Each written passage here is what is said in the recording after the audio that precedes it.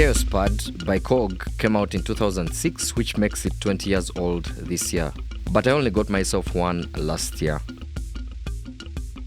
One of the first things I noticed was the choice by KOG to use a proprietary barrel jack connector. You better not lose your original power supply or simply solder in an ordinary barrel jack, and you could use any 12 volts AC adapter with the same polarity, just like I did. One of the brilliant features of the KP3 is that you can sync to external MIDI clock, which you can set in the clock options menu by pressing Shift and 4 at the same time. My main interest was to use the KP3 as a looper that can sync to MIDI clock, as there are not many cheap stereo pedals that can do this. The looping function can be found under the sampling button, which activates 4 banks of memory. Here, you can select the length of each bank independently from 1 bar to 16 bar loops, and it will sync to your external MIDI clock. One of the quirks of the KP3 as a looper, though, is that it always requires you to activate the looping by pressing one of the banks, which means during this time you cannot use both your hands.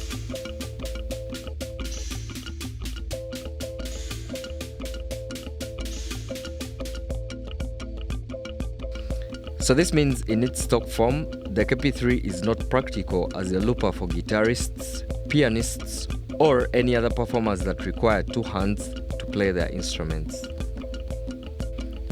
But what if we could change that with a simple modification that can turn a KP3 into a flow-based looper? This is what this video is about. The idea is to extend the bank buttons into a flow-based unit that can be stomped or activated by the feet. Here you can use your own imagination to find something you can use with switches. You could build a stomp box with 4 momentary switches from scratch, or you could also use a piano sustain pedal if one switch is all you need. But in my case, I had this Bugera amplifier switcher, which is sturdy and gives me more than enough switches. You will need to open up your KP3 and access the contacts of the switches as shown in the video.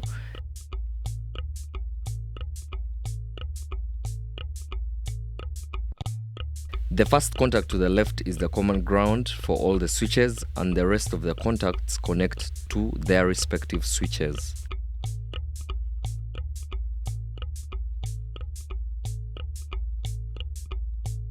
A ribbon cable will come in handy to extend all these switches.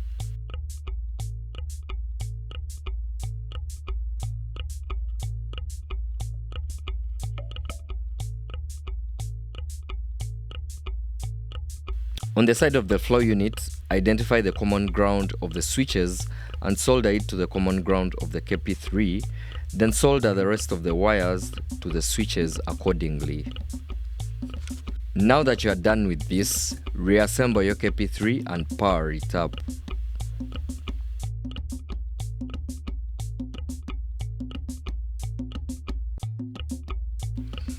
By pressing the extended switches, you should see the corresponding banks reacting.